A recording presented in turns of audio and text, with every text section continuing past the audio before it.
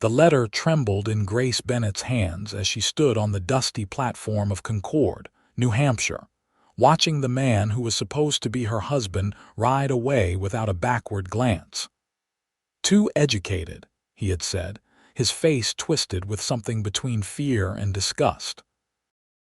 "A woman who reads Latin has no place in an honest man's home. You will make me look foolish." Grace stood frozen, her trunk at her feet, her carefully packed books inside it feeling heavier than lead. The autumn air of 1876 bit at her cheeks, but she barely felt it. Around her, the small railroad station bustled with activity, people coming and going, none of them paying attention to the tall woman in the dove-gray traveling dress who had just been rejected like spoiled goods. She had traveled all the way from Boston, had left behind her position as a schoolteacher, because the headmaster said she made the male teachers uncomfortable with her knowledge of Greek philosophy. She had answered the advertisement for a mail-order bride with hope blooming in her chest, thinking that perhaps in the West, things would be different. Perhaps a man who worked with his hands would not feel threatened by a woman who worked with her mind. She had been wrong. Grace picked up her trunk, struggling with its weight, and began walking down the main street of Concord.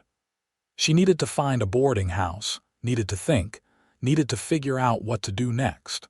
She had spent most of her savings on the train ticket. Going back to Boston was not an option, even if her pride had allowed it. The town was smaller than she had expected, but bustling with life. Wagons rattled past, kicking up dust.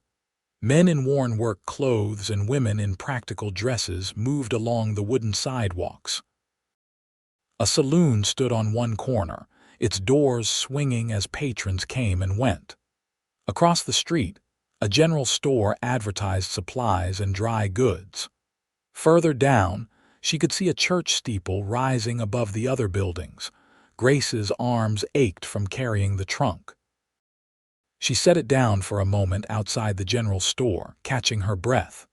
Through the window, she could see shelves lined with goods, barrels of flour and sugar, hanging tools and rope. "You look lost, miss." She turned to find a woman standing nearby, perhaps in her 50s, with kind eyes and graying hair pulled back in a sensible bun. She wore an apron over her dark blue dress. "I am looking for a boarding house," Grace said, trying to keep her voice steady. "Or any place that might have a room to rent." The woman's eyes flickered to the trunk, then back to Grace's face, and Grace had the feeling this woman saw more than most people did. "Mrs. Henderson runs a boarding house 2 streets over, but she is particular about her tenants." "Are you passing through?" "I am not certain," Grace admitted. The truth felt like it was choking her. "I came here to be married, but the gentleman decided I was not suitable." The woman's expression softened. "Because you are not suitable, or because he was not suitable for you?" The kindness in those words nearly broke Grace's composure. She blinked rapidly, willing herself not to cry in the middle of the street. "He said I was too educated." "Fool," the woman said crisply. She held out her hand. "I am Martha Reynolds. My husband and I own the general store. Come inside and have some water. We can talk about Mrs. Henderson's boarding house and perhaps other options." Grace followed Martha into the store, grateful beyond words. The interior was dim after the bright afternoon sun, and it smelled of coffee, leather, and sawdust. A man stood behind the counter, helping a customer with some purchases. He looked up as they entered, his eyebrows raising in question. "This young woman needs our help," Martha said simply, and the man nodded, returning to his customer. Martha led Grace to a small back room that served as an office and sitting area. She poured water from a pitcher into a tin cup and handed it to Grace. "Sit down before you fall down. You look like you have had a terrible day." Grace sat, setting her reticule in her lap. She drank the water gratefully. "I have certainly had better days. What is your name?" Grace Bennett. Well, Miss Bennett, here is the situation. Mrs. Henderson's boarding house is respectable but expensive. She caters to traveling businessmen and the occasional circuit judge. If you have the funds, she will take you, but not for long term. Concord is a small town and people talk. A single woman living alone will draw attention. Grace's heart sank. What do you suggest? Martha sat down across from her, folding her hands in her lap.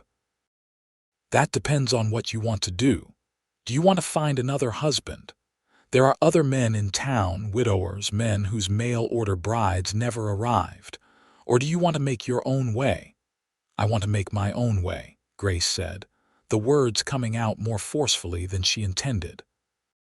I have been told my entire life that I think too much, read too much, know too much. I became a mail-order bride because I thought it was my only option, but perhaps it is not. I can teach. I can keep books. I can read and write and calculate. Surely there is something I can do. Martha studied her for a long moment. There might be. Let me think on it. In the meantime, you will stay with me and my husband. We have a room above the store that is not being used. It is small, but it is clean and private. I cannot impose, Grace began, but Martha waved her hand. You are not imposing. I am offering. Besides, I have an ulterior motive. My eyes are not what they used to be, and I have been falling behind on the store ledgers. If you could help me with that, we can call it even. Grace felt tears prick her eyes again, but this time from gratitude. Thank you. You cannot know what this means to me. I know exactly what it means, Martha said quietly. I was young once and alone, and someone helped me. Now I help others when I can. Come, let me show you the room. The room above the store was indeed small, but it had a narrow bed, a washstand, a small table with a chair, and a window that looked out over the street. To Grace, who had expected to be sleeping on a train platform that night, it looked like a palace. Get settled, Martha said. Come down when you are ready, and we can discuss the ledgers. After Martha left, Grace sat on the bed and allowed herself a moment to simply breathe. The morning felt like a lifetime ago. She had been so nervous on the train, clutching the letter from Walter Harrison, the man who was supposed to become her husband. He had written about his ranch on the outskirts of Concord, about his need for a wife who could help him build a future. He had seemed kind in his letters, if a bit sparse with details. But when she had stepped off the train and he had seen the books visible through the open top of her trunk, seen the worn copy of Plato she had been reading on the journey, his face had changed. He had asked her, point blank, what she needed all those books for. And when she had answered honestly that she loved learning, that she read philosophy and history and literature because they enriched her soul, he had looked at her as if she had confessed to witchcraft. A wife should tend to her home, he had said. A wife should not be filling her head with notions that will make her discontent. I want a helpmate, not a blue stocking. And then he had left her there, standing with her trunk and her shattered dreams. Grace unpacked her few belongings, hanging her 2 spare dresses on hooks behind the door, placing her nightgown under the pillow, arranging her toilet articles on the washstand. She carefully stacked her books on the small table, running her fingers over their spines. Plato, Aristotle, Shakespeare. The Bronte sisters, Whitman, Dickinson. Each one a friend, a companion, a window into thoughts greater than her own. She washed her face and hands, pinned up the strands of dark brown hair that had escaped from her bun during the journey, and straightened her dress. Then she went downstairs to begin her new life. Martha put her to work immediately, showing her the ledgers that tracked the store's inventory, purchases, and sales. Grace saw at once that the system was good but had fallen behind. Entries were missing, some numbers did not add up, and the running totals were weeks out of date. I can fix this, Grace said, feeling a spark of something like excitement. Here was a problem she could solve, a challenge that wanted her skills rather than fearing them. She worked through the afternoon and into the evening, barely noticing when Martha brought her a sandwich and more water. She cross-referenced receipts with entries, corrected errors, and brought everything up to date. The work absorbed her completely, quieting the hurt and uncertainty that had threatened to overwhelm her. The sun was setting when she finally set down her pen and stretched her aching shoulders. The ledger was in order, every column balanced, every entry accounted for. "Goodness," Martha said, appearing in the doorway, "you have accomplished more in one afternoon than I have managed in a month." "It is what I am good at," Grace said simply. "Numbers make sense. They follow rules. They do not tell you that you are too much or not enough." Martha gave her a sympathetic look. "Come upstairs to our apartment and have supper with me and Thomas. You have earned it." The Reynolds apartment above the store was cozy and warm, filled with the smell of beef stew and fresh bread. Thomas Reynolds was a quiet man with thoughtful eyes and work-roughened hands. He listened as Martha explained how Grace had come to be staying with them, and nodded in approval. "Anyone who can make sense of those ledgers is welcome to stay as long as she likes," he said, ladling stew into bowls. Martha has been complaining about them for weeks. They ate together, and Grace felt some of the tension leave her shoulders. These were good people. Perhaps Concord would be kinder to her than Walter Harrison had been. The next morning, Grace woke early and dressed carefully. She wanted to explore the town, to understand what opportunities it might hold for her.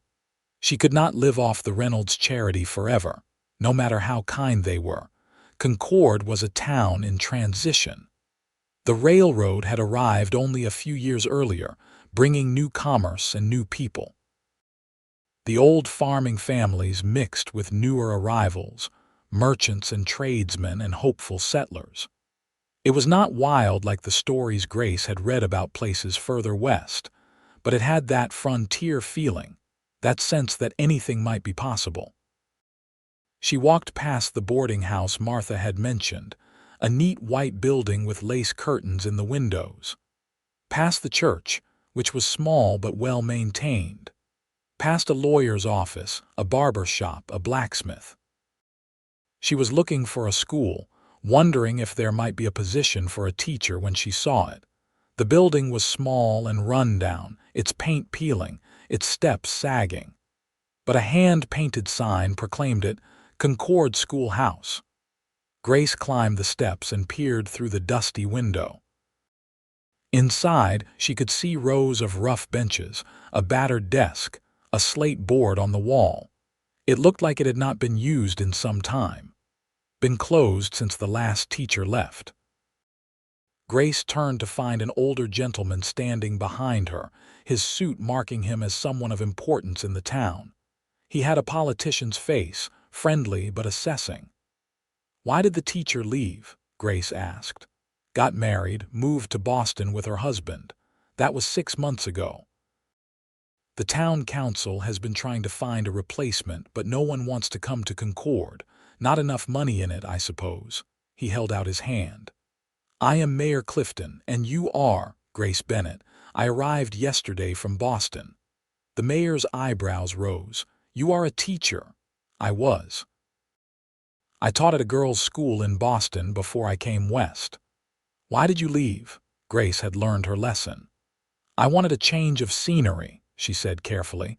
The mayor studied her, and Grace had the feeling he knew she was not telling the whole truth. But he seemed willing to let it pass.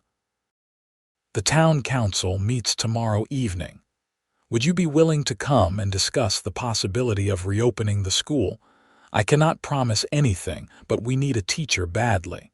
The children are falling behind and their parents are worried." Grace's heart leaped. "I would be very willing to discuss it." "Good. The meeting is at 7 o'clock in the town hall next to the church. I will inform the other council members that we have a candidate."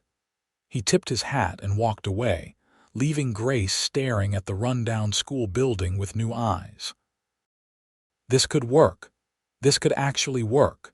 She would have a purpose, an income, a place in this town. She would not have to marry anyone to secure her future. She practically ran back to the general store, bursting through the door with flushed cheeks and bright eyes. Martha looked up from helping a customer and smiled at Grace's expression. "Good news?" she asked, after the customer had left. "I met the mayor. He wants me to come to the town council meeting tomorrow to discuss reopening the school." Grace could not keep the excitement from her voice. "There has not been a teacher in 6 months. "That is wonderful," Martha said warmly. "But do not get your hopes too high.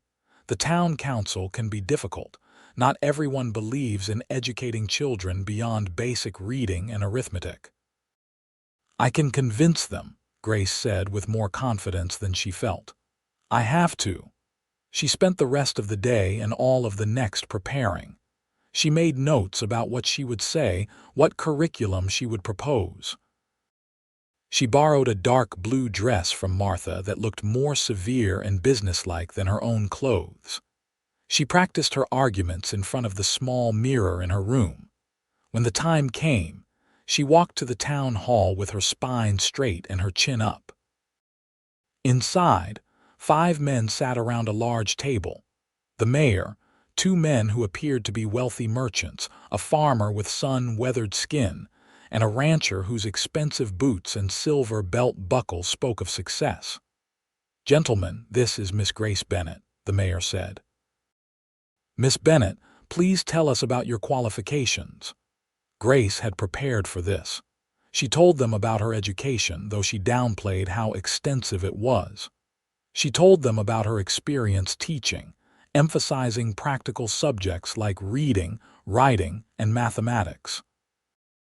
She explained her ideas for curriculum, how she would teach the children skills they would actually use in their lives.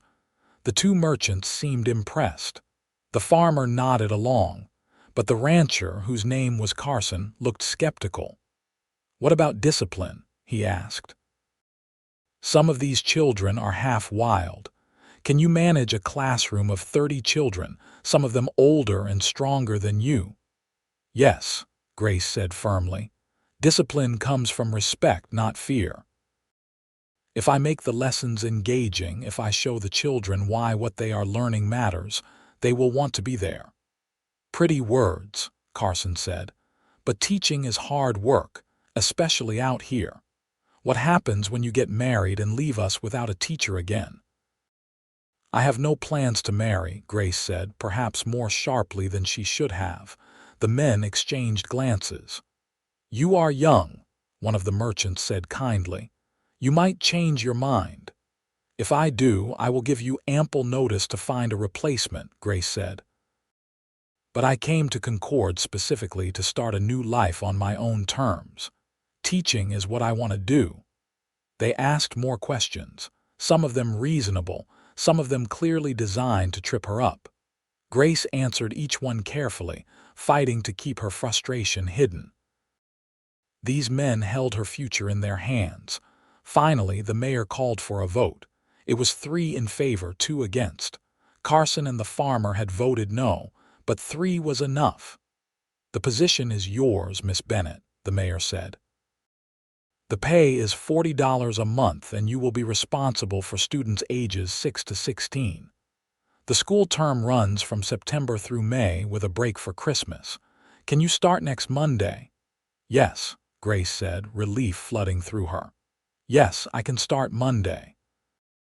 She floated back to the general store, barely feeling the ground beneath her feet. She had a job. She had a future. She had done it on her own. Martha and Thomas celebrated with her, breaking out a bottle of wine they had been saving for a special occasion. Grace went to bed that night feeling more content than she had in years. Monday morning dawned clear and cool. Grace woke before sunrise, too nervous to sleep. She dressed in her most practical dress, pinned her hair back severely, and walked to the schoolhouse carrying a basket of supplies Martha had helped her gather. Chalk, slates, paper, pencils, a few readers. The schoolhouse was even dirtier than she had realized. She spent the first hour sweeping, dusting, washing the windows. She arranged the benches, set up her desk, wrote the alphabet on the slate board. By the time 8 o'clock arrived, the time she had announced school would start, she was ready. 11 children showed up that first day.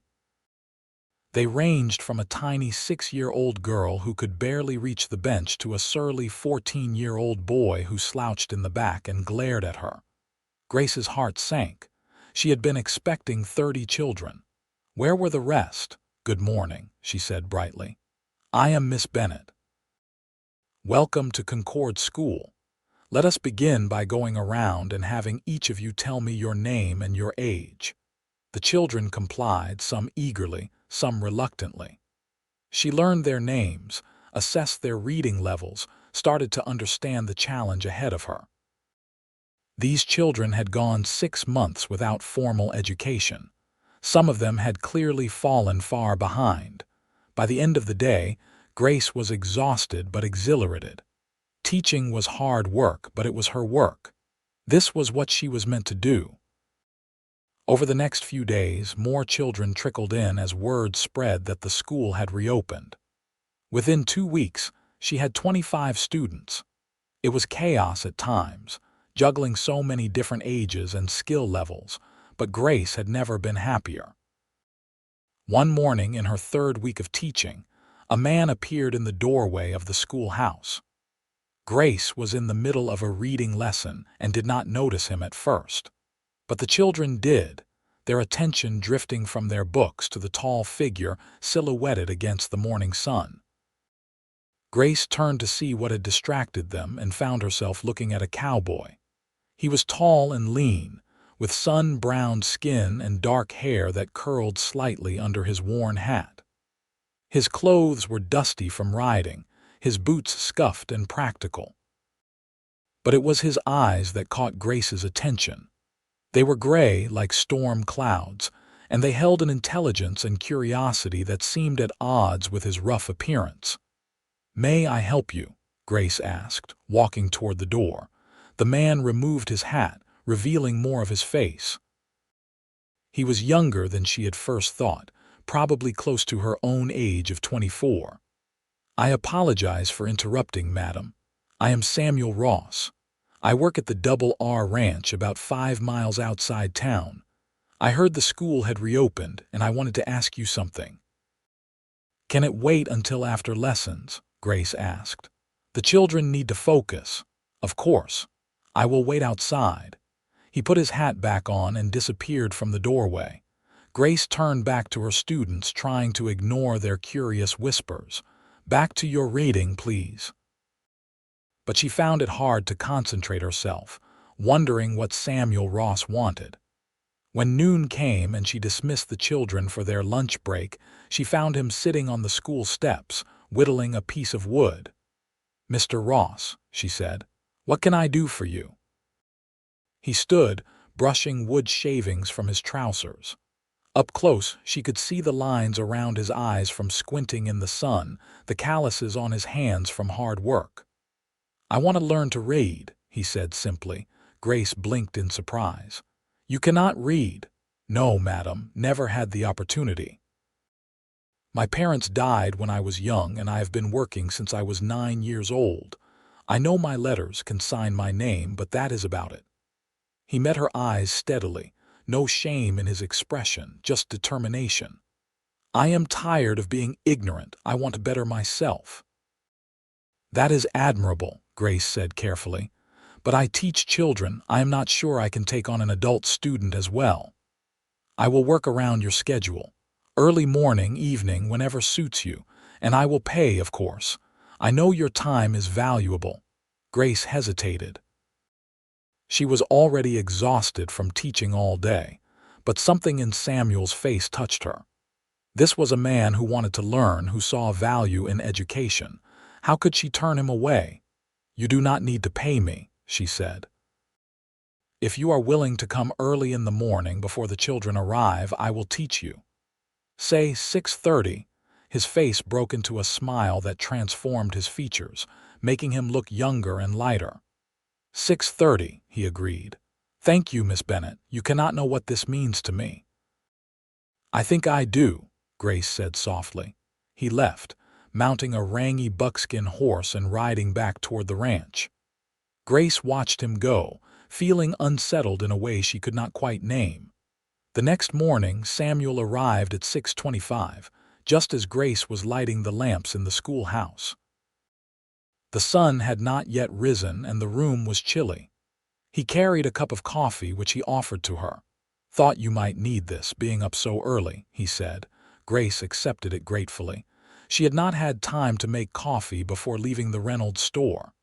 Thank you. That is very thoughtful. My mama raised me to be polite, even if she did not teach me to read. They sat together at one of the student benches, Grace feeling odd to be sitting in a space designed for a child. Samuel's knees barely fit under the table. She pulled out a primer, the same one she used with her youngest students. Let us start with the basics, she said. You said you know your letters, he nodded. I can recite the alphabet and recognize most letters when I see them, but putting them together into words is where I get lost. All right, let us begin. Teaching Samuel was different from teaching children. He had an adult's focus and determination, but also an adult's frustration when things did not come easily. Some connections clicked immediately, while others required repeated explanation.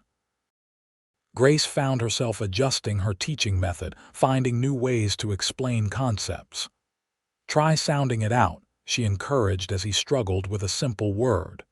See a T. What sounds do those letters make? Ka, ah, ta, he paused, thinking. Cat, exactly, you see, you can do this. By the time the children started arriving at 8, Samuel could read a full page of the primer, stumbling occasionally but making steady progress. His face shone with pride. Same time tomorrow, he asked as he stood to leave. Same time tomorrow, Grace confirmed. As the weeks passed, Samuel's reading improved dramatically. He progressed from the primer to simple readers, from simple readers to more complex texts. Grace discovered that he had a quick mind and a hunger for knowledge that matched her own. He asked questions constantly, wanted to understand not just what words said, but what they meant, why things worked the way they did. She started bringing in books from her own collection for him to borrow. He devoured them, reading by lamplight in his small room at the ranch bunkhouse, returning each one with careful hands and questions about what he had read. This Plato fellow, he said one morning, handing back a worn volume. He sure had some interesting ideas about what makes a good life. Made me think about things differently. Grace felt a warm glow in her chest. Walter Harrison had recoiled from her books. Samuel embraced them. I am glad you enjoyed it. Would you like to try some poetry next? I would like to try everything, Samuel said earnestly.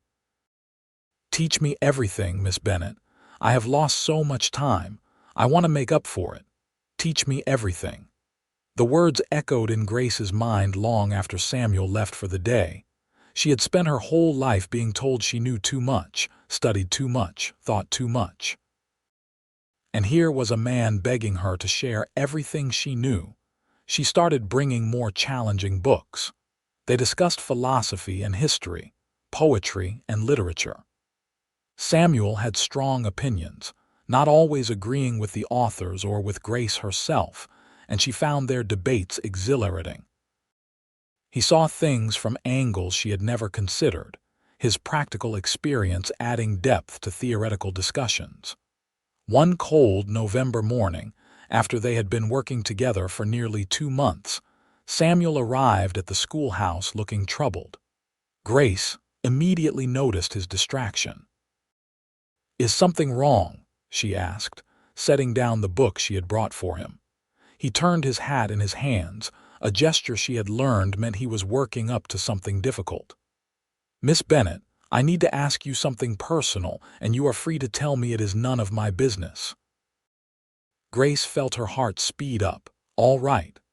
Why did you come to Concord? The truth, I mean. You are educated enough to teach anywhere. Boston, New York, Philadelphia. Why come to a small town in New Hampshire? Grace looked down at her hands. She had known this question would come eventually. Samuel was too perceptive to believe she had simply wanted a change of scenery. I came here to be a mail-order bride, she said quietly. She felt rather than saw his surprise. But you said you had no plans to marry. I do not. Not anymore. She forced herself to meet his eyes. The man I came to marry took one look at my books and decided I was unsuitable. He said I was too educated, that I would make him look foolish, so he left me at the train station. Samuel's face darkened. That is the stupidest thing I ever heard. Despite herself, Grace laughed. Is it? Of course it is. Who would not want a wife who is smart and educated? What kind of fool would be threatened by that? He shook his head. His loss is Concord's gain, I suppose. Those children are lucky to have you, and so am I. Grace felt something shift in her chest. She had been teaching Samuel for 2 months now. She had come to look forward to their morning sessions, to his questions and insights, to the way his face lit up when he understood something new.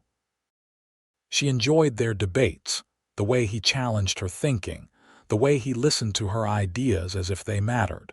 She had not let herself think about what that might mean. She had been so focused on establishing her independence, on proving she did not need a husband to have a meaningful life. But now, looking at Samuel in the lamplight of the early morning, she wondered if perhaps she had been lying to herself. "Thank you," she said softly. "That means a great deal to me."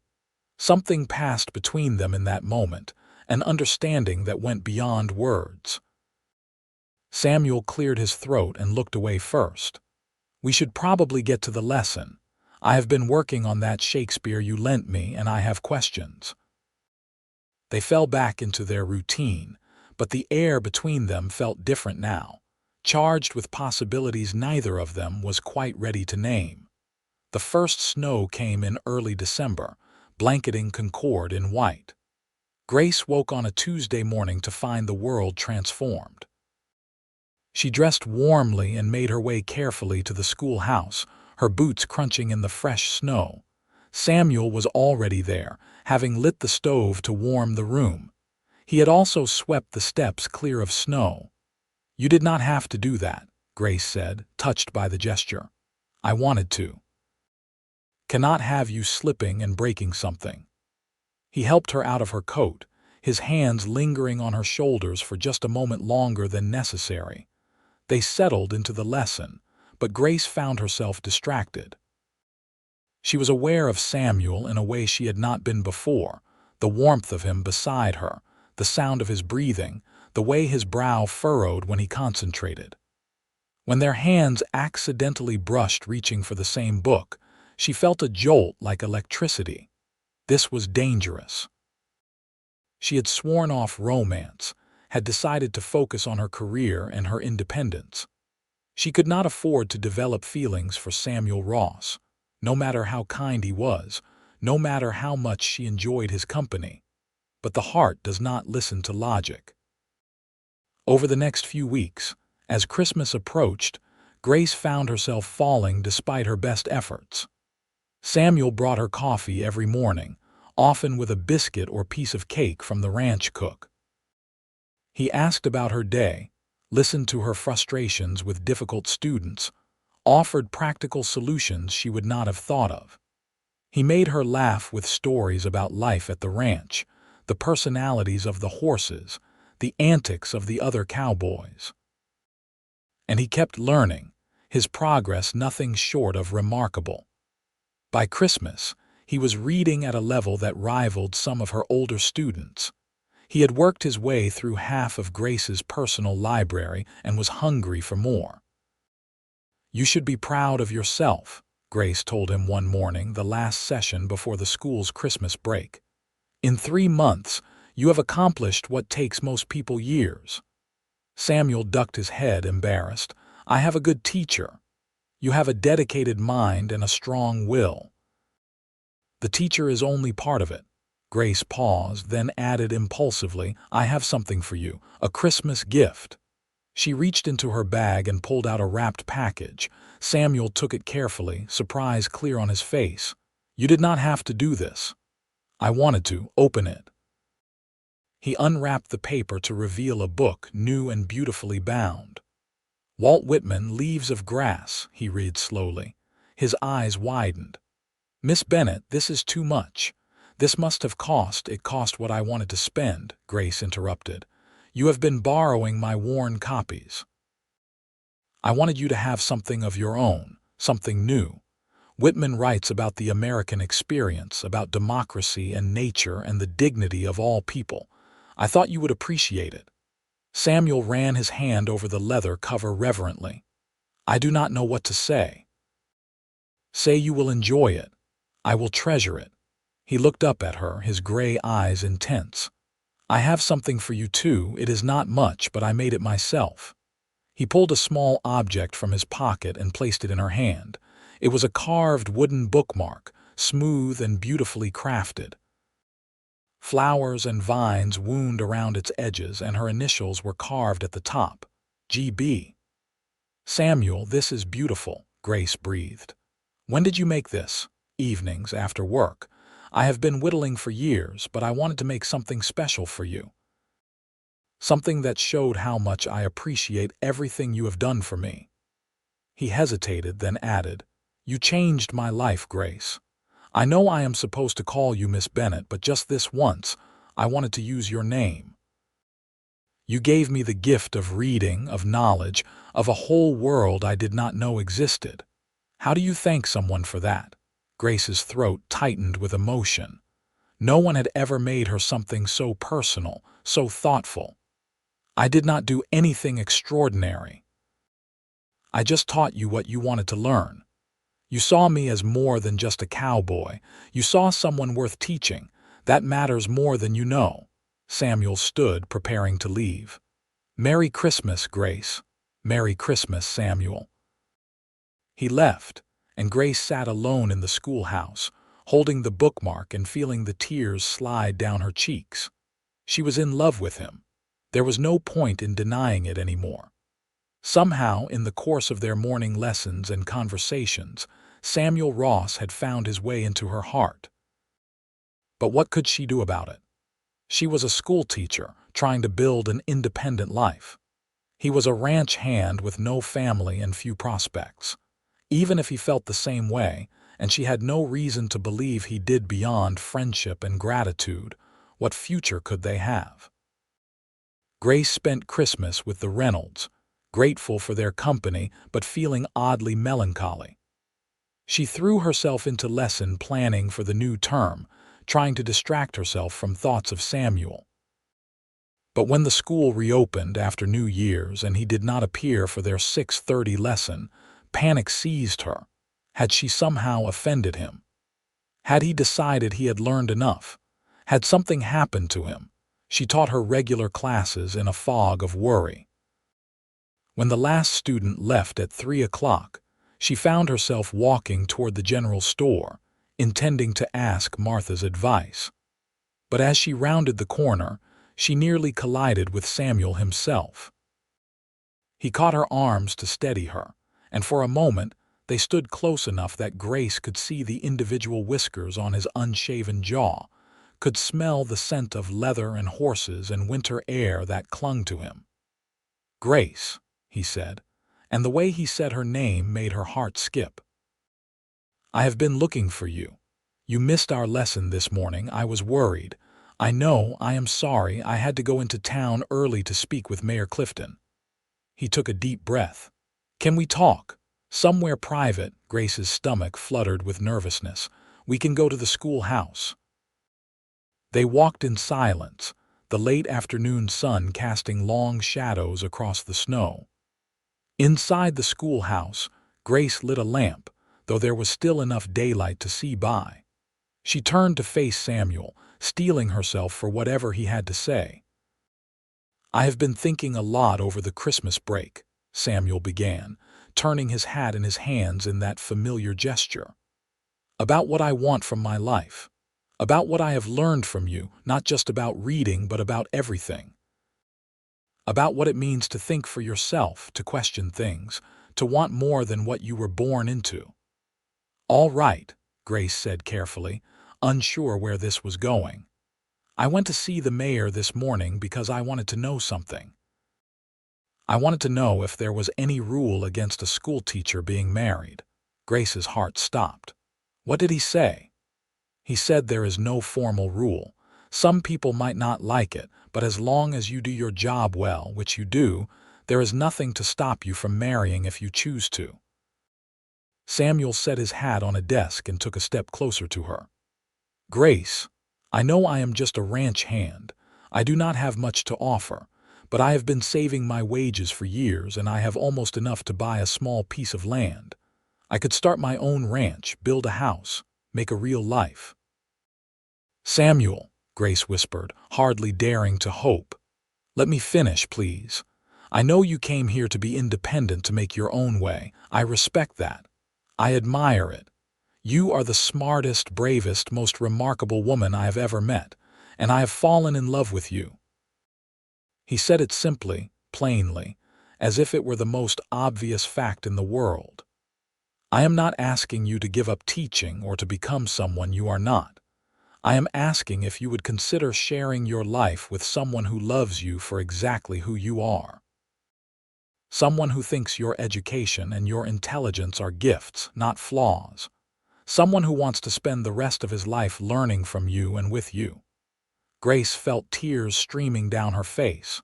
All her life, she had been too much for everyone. Too educated, too opinionated, too independent. But Samuel was not asking her to be less. He was asking her to be more, to be fully herself. Yes, she said, her voice breaking. Yes, Samuel, I have fallen in love with you too. I tried not to. I tried to stay focused on my teaching, but you made it impossible. You are brilliant and kind and curious, and you see me. Really see me. How could I not love you? Samuel crossed the remaining distance between them and cupped her face in his hands. May I kiss you, please? Grace breathed. He kissed her gently at first, tentatively, as if she were something precious he was afraid of breaking. But Grace had never felt less breakable. She kissed him back fiercely, pouring all her relief and joy and love into it. His arms came around her, pulling her close, and she melted into him, feeling safer and more complete than she ever had. When they finally broke apart, both breathing hard, Samuel rested his forehead against hers. I will do everything I can to make you happy, he promised. I will support your teaching, help you with the school, read every book you want to discuss. I will build you a house with a library, a big room just for your books. We will fill it with knowledge and learning and everything you love. That sounds perfect, Grace said, laughing through her tears. But Samuel, you need to understand something. You are not just a ranch hand. You are one of the most intelligent, hardworking, dedicated people I know. The fact that you did not learn to read as a child does not diminish your worth. You have learned more in 3 months than most people learn in years. I am proud of you, and I am proud to be with you. His eyes shone suspiciously bright. Thank you, he said roughly. That means everything to me. They stood holding each other as the winter light faded outside the schoolhouse windows, making plans, dreaming dreams, imagining a future together. Grace continued teaching through the rest of the school year. Samuel continued his morning lessons, though now they often ended with stolen kisses and whispered endearments. They kept their engagement quiet at first, not wanting to deal with gossip or speculation, but word spread anyway. Small towns being what they are, people noticed Samuel's horse tied outside the schoolhouse every morning, noticed the way Grace and Samuel looked at each other when they passed in town. Some people were happy for them. Martha and Thomas threw them a small engagement party at the general store, inviting half the town. Grace's students were delighted. the younger ones asking if Mr. Ross would come teach at the school too, but others were less pleased. Mr. Carson, the rancher who had voted against hiring Grace in the first place, made his displeasure known at the next town council meeting. "I told you she would get married and leave us without a teacher," he said. "Women cannot be trusted to keep their commitments." "Miss Bennett has not left," the mayor pointed out. "She has made it clear she intends to continue teaching after her marriage, and Mr. Ross supports her in that." "It is not natural," Carson insisted. "A married woman should be home tending to her husband and children, not filling children's heads with unnecessary knowledge." Grace, who had been allowed to attend the meeting to defend herself, stood up. Her hands were shaking, but she kept her voice steady. "Mr. Carson, with all due respect, I think each couple should be able to decide for themselves how to structure their marriage. Samuel and I have discussed this thoroughly. He wants me to continue teaching. We both believe education is valuable for children and adults alike." "Easy to say now," Carson said, "but what about when babies come? You will not be able to manage teaching and a family." "Many women manage work and family," Grace said, "and if the time comes when I cannot do both, I will make that decision then. But that is my choice to make, not yours." The mayor intervened before Carson could respond. "This council voted to hire Miss Bennett as a teacher, and she has exceeded our expectations. Her students are thriving under her instruction. I see no reason to dismiss her simply because she is getting married." All in favor of allowing Miss Bennett to continue teaching after her marriage. 4 hands went up. Only Carson abstained. Grace felt relief wash over her. After the meeting, several of her students' parents approached her to express their support.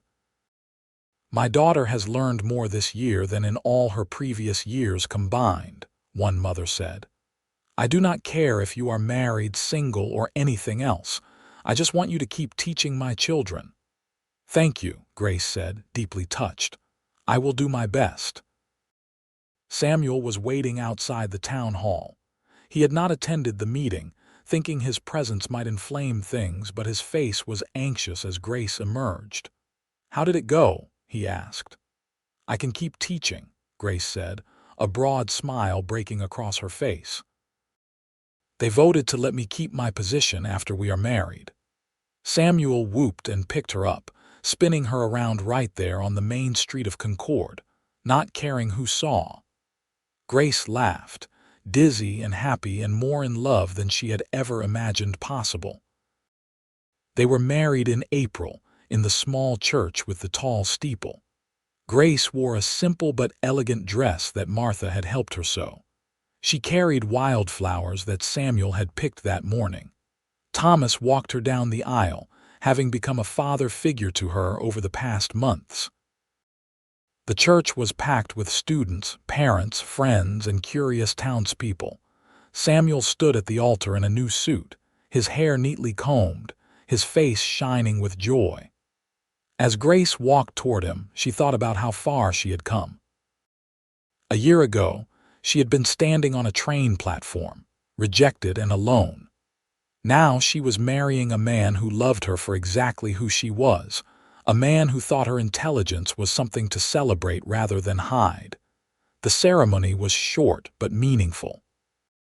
When the minister pronounced them husband and wife, Samuel kissed her with a tenderness that made Grace's eyes sting with happy tears. The reception was held in the schoolhouse, which the community had decorated with ribbons and flowers.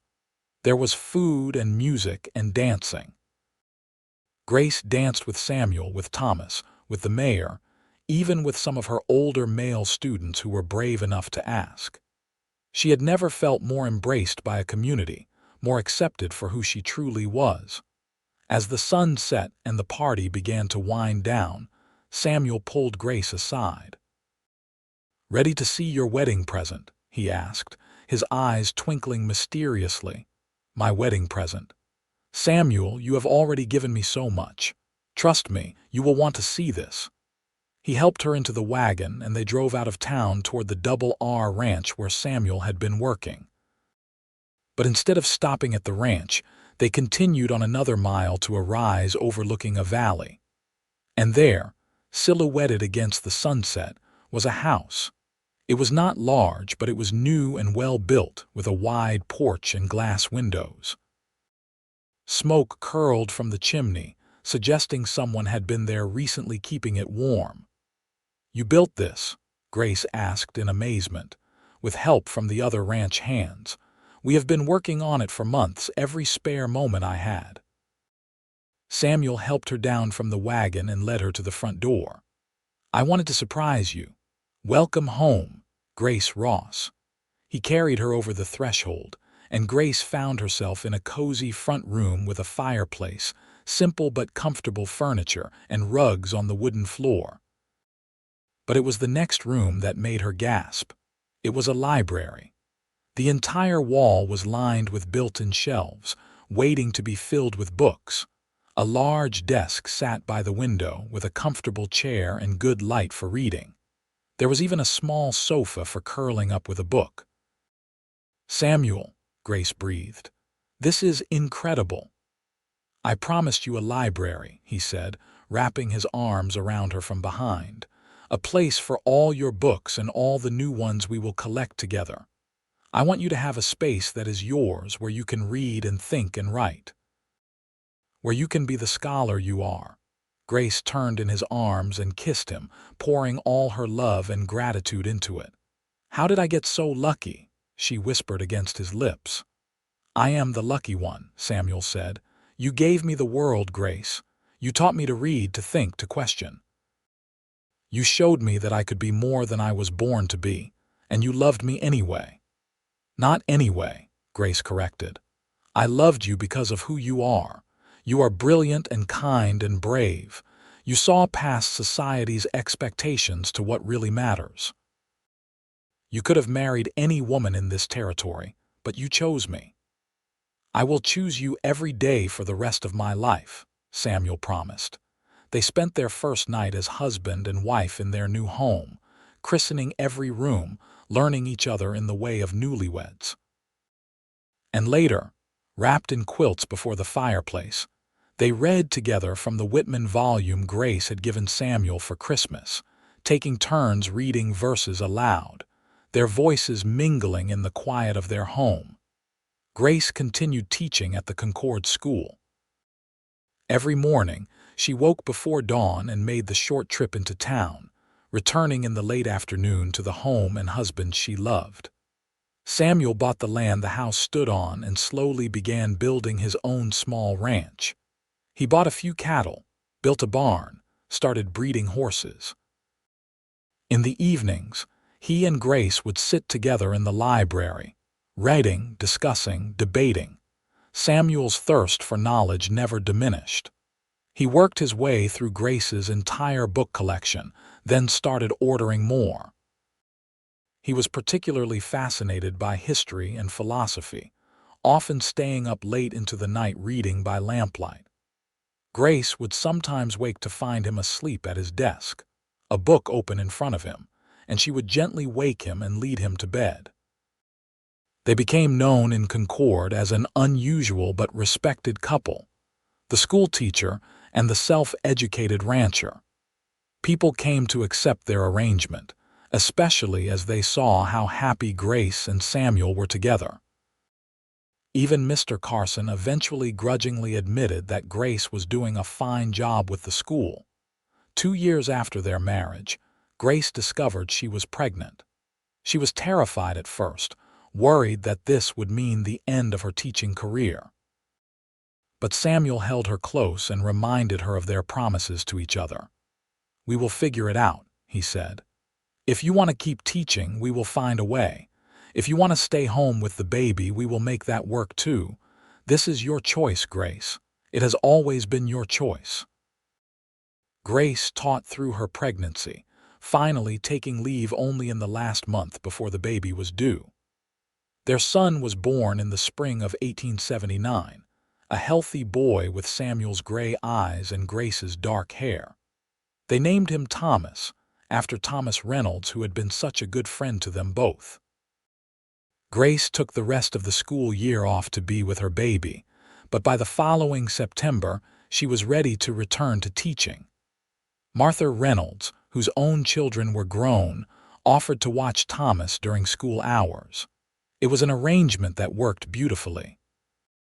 Thomas thrived under Martha's care, and Grace was able to continue the work she loved. As Thomas grew, he spent his days toddling around the general store, being spoiled by Martha and Thomas Reynolds. In the evenings, he was the center of his parents' world. Samuel would come in from working the ranch, scoop up his son, and cover him with kisses while Thomas shrieked with laughter. Grace would watch them together, her heart so full it felt like it might burst.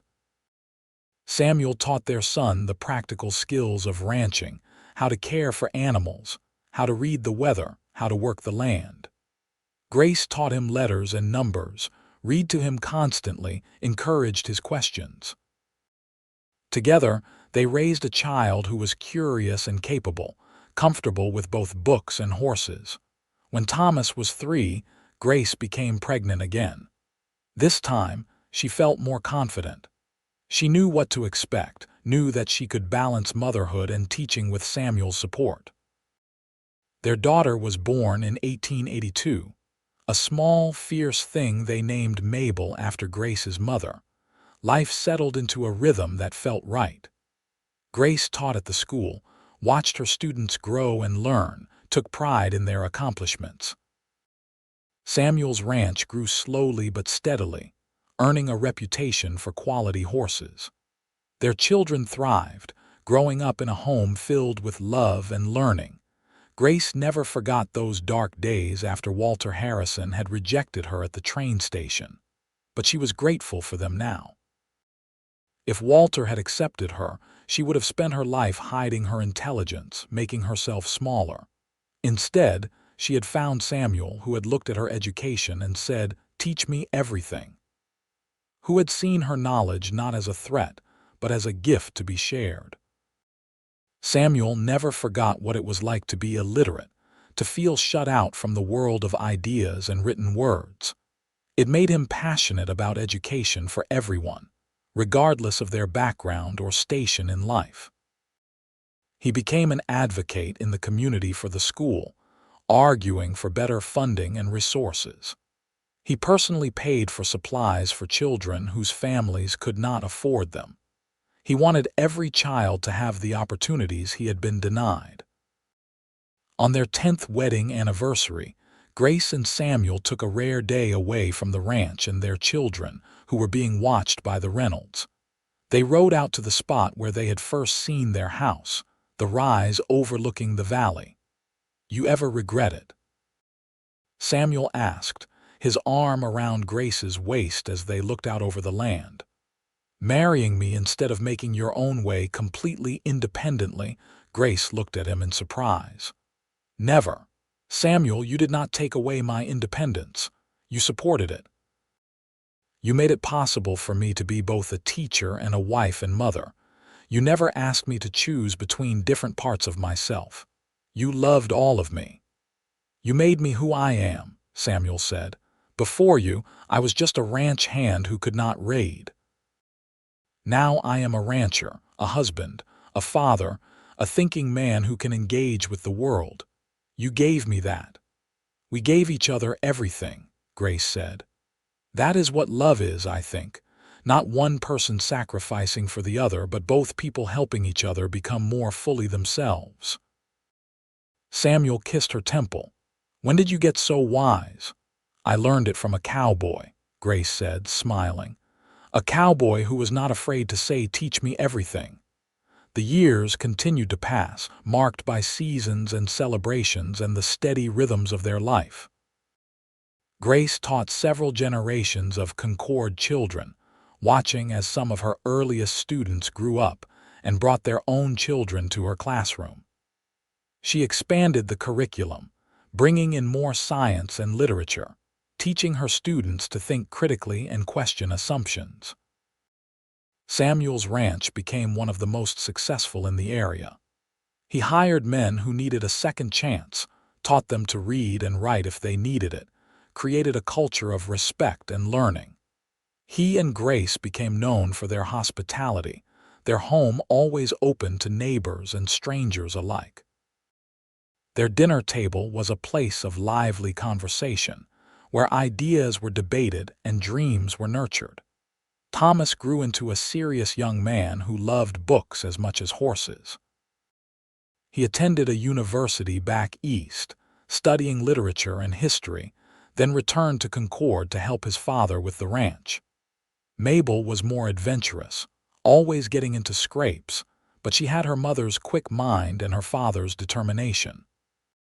She wanted to be a doctor, a radical ambition for a young woman, but Grace and Samuel supported her completely.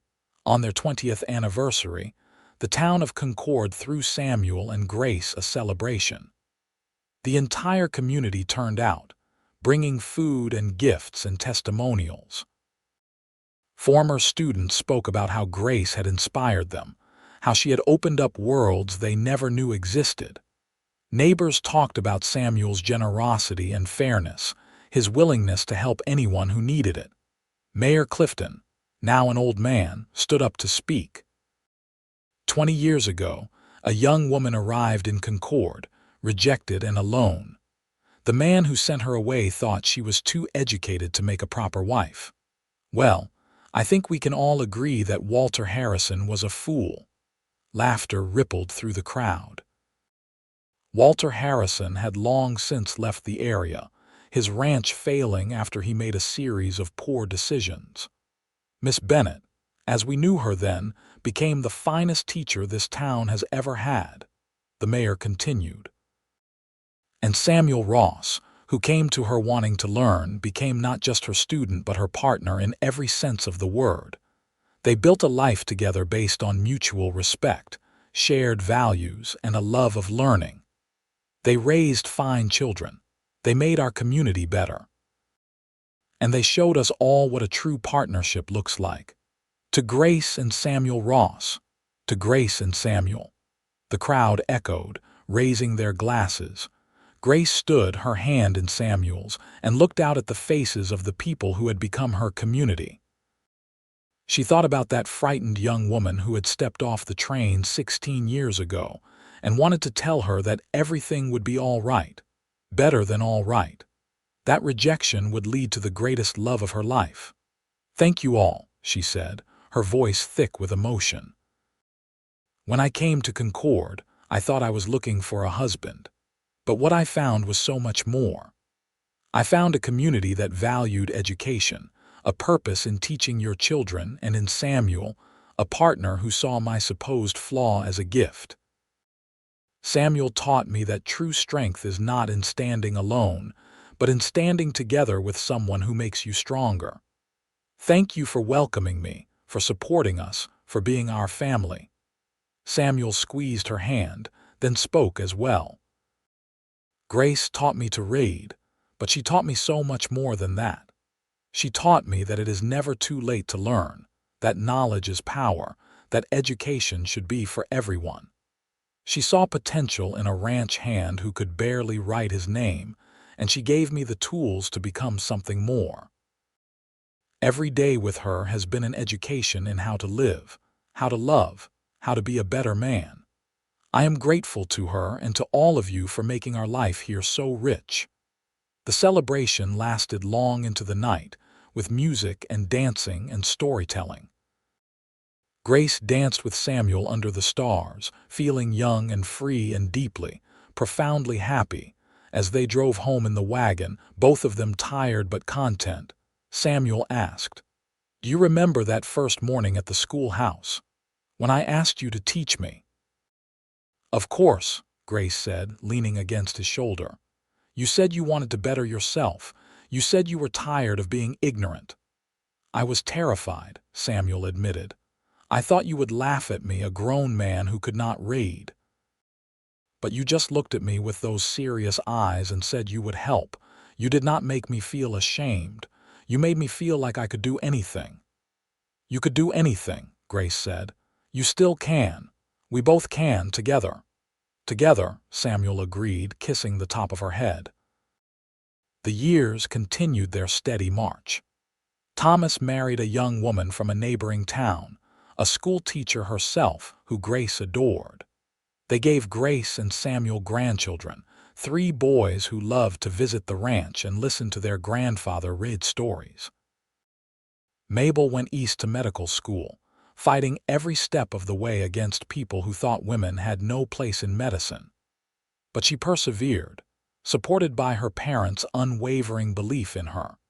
Grace eventually retired from teaching at the age of 50 after 30 years in the classroom. The town held a ceremony in her honor, naming the schoolhouse after her. Her former students came from all over to pay tribute, bringing their own children to meet the woman who had taught them to love learning. "You changed my life," one after another told her. "You believed in me when no one else did. You opened doors I did not know existed." Grace listened to each testimonial with tears in her eyes. This was what she had worked for, what she had hoped to achieve. Not just teaching children to read and write, but teaching them to think, to question, to believe in their own potential. Samuel stood beside her through it all, his hair now gray, his face lined with age and sun, but his eyes still sharp and intelligent. He was her rock, her partner, her best friend. They had built a life together that honored both of them, that allowed them both to be fully themselves. In retirement, Grace finally had time to write. She had always kept journals, recording her thoughts and observations, but now she began working on something more ambitious. She wrote about her experiences coming west, about being rejected as too educated, about finding Samuel and building a life based on mutual respect and shared learning. She wrote about education and opportunity, about the importance of literacy and critical thinking. Samuel encouraged her, reading each chapter as she completed it, offering suggestions and insights. "You need to tell people about this," he said, "about how education can change lives, about how love should lift both people up, not hold one person back." "Do you think anyone would want to read it?" Grace asked, suddenly uncertain. "I know they would. You have a story that needs to be told."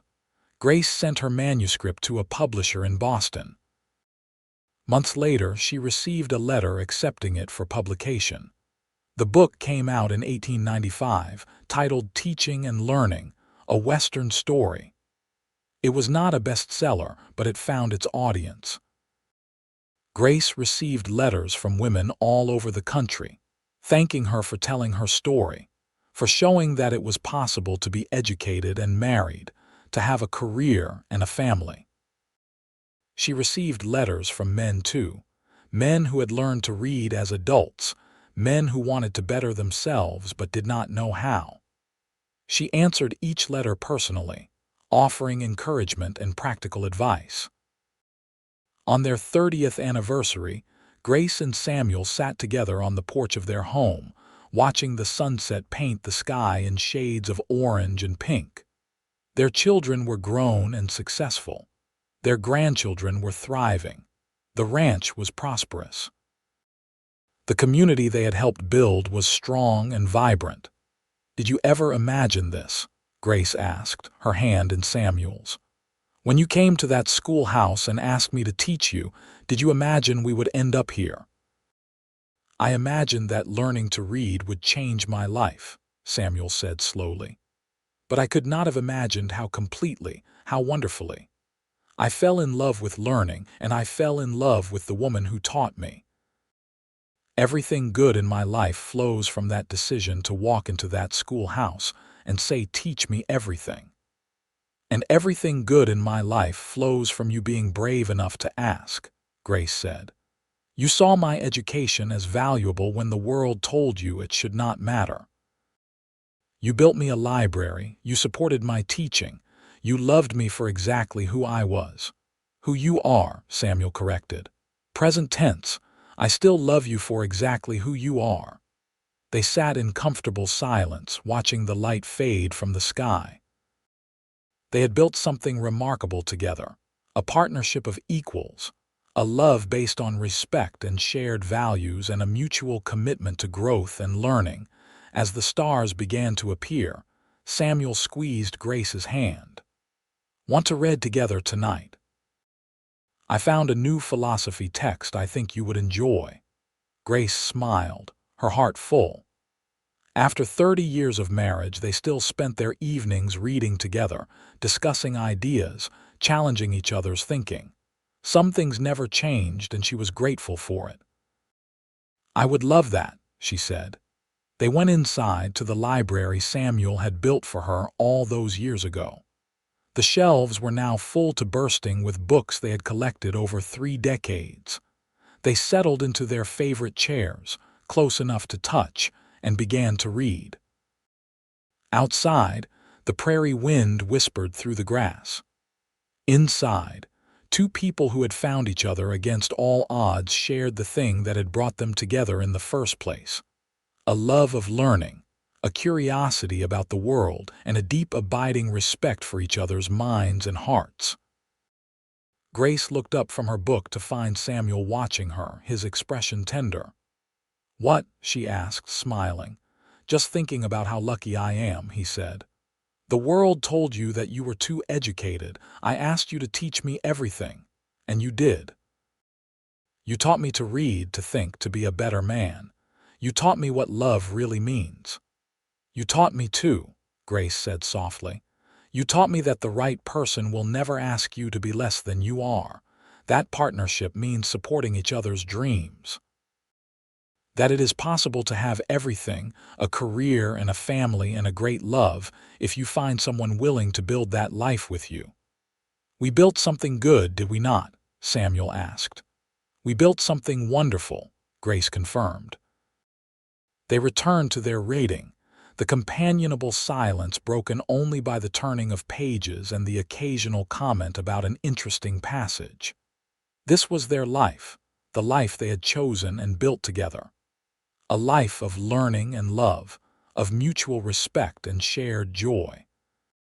Years later, when Grace was 70 and Samuel 71, they still sat together in their library most evenings. Samuel's hands were too stiff with arthritis to work the ranch anymore, so Thomas had taken over. But his mind was still sharp, still hungry for knowledge. Grace's eyes were not what they used to be, but she could still read, still write, still engage with ideas. One evening in late autumn, as they sat reading by lamplight, Samuel suddenly closed his book and looked at Grace. "Do you know what I was thinking about today?"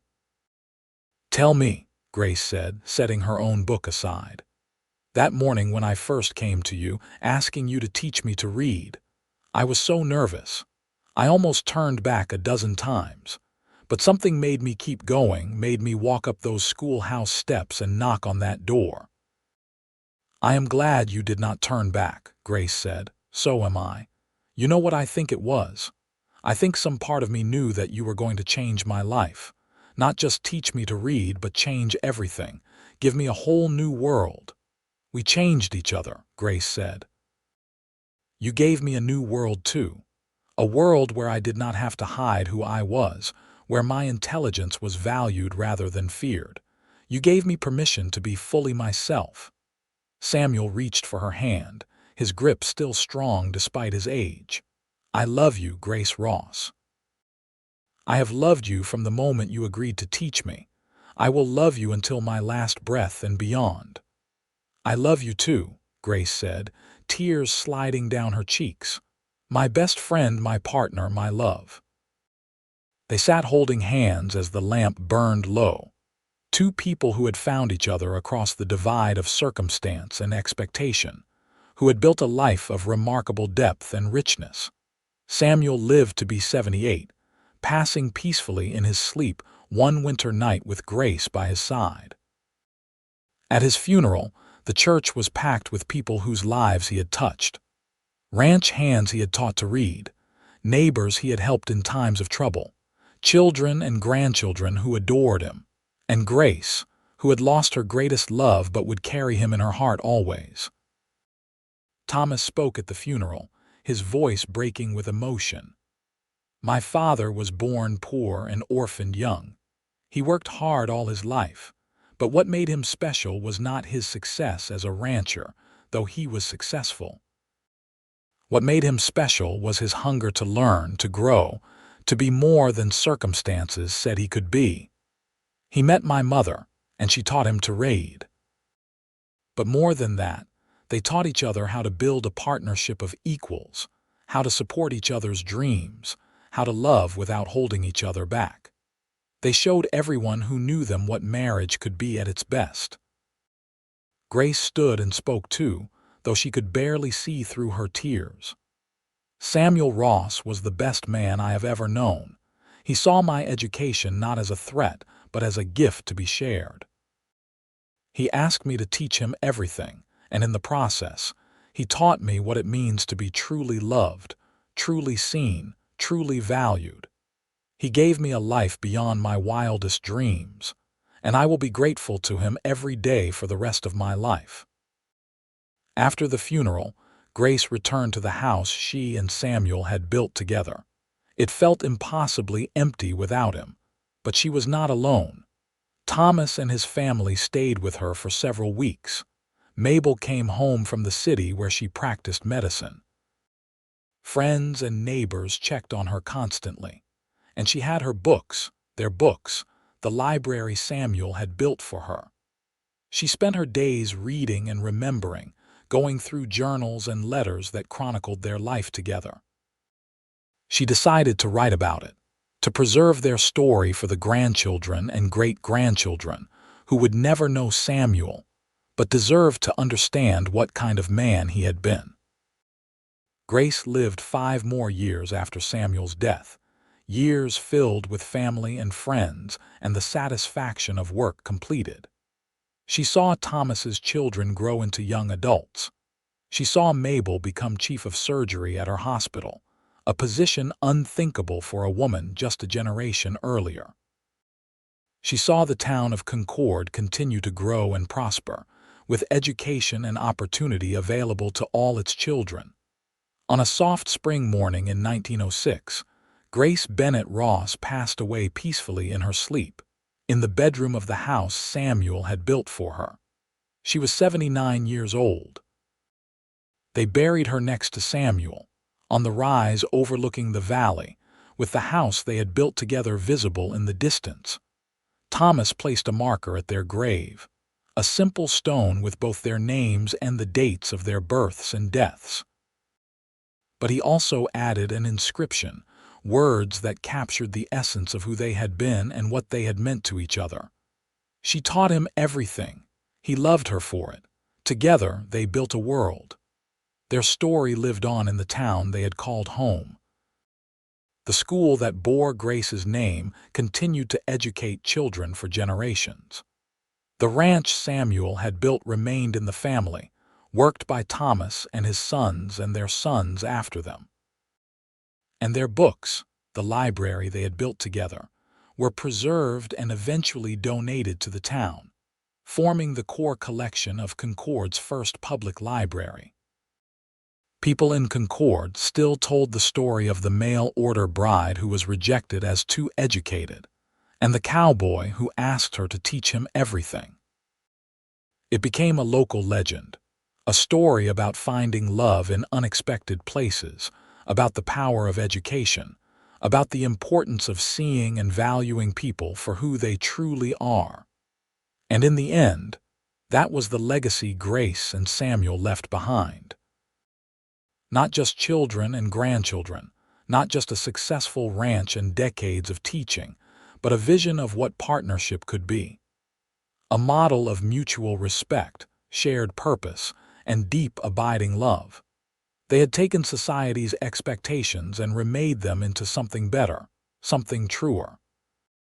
They had created a life where both of them could flourish, where education was celebrated, where love meant helping each other become the best versions of themselves.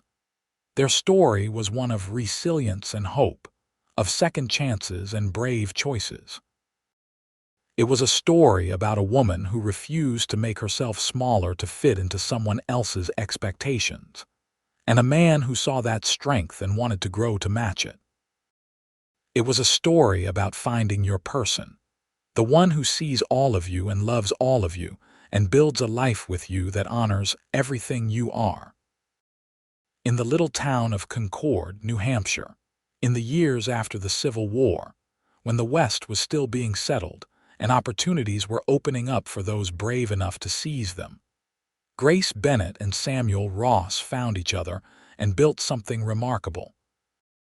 They proved that love at its best is not about one person sacrificing for another, but about two people helping each other reach heights neither could achieve alone. And it all started with a cowboy walking into a schoolhouse and saying, with courage and hope and determination, "Teach me everything." The end.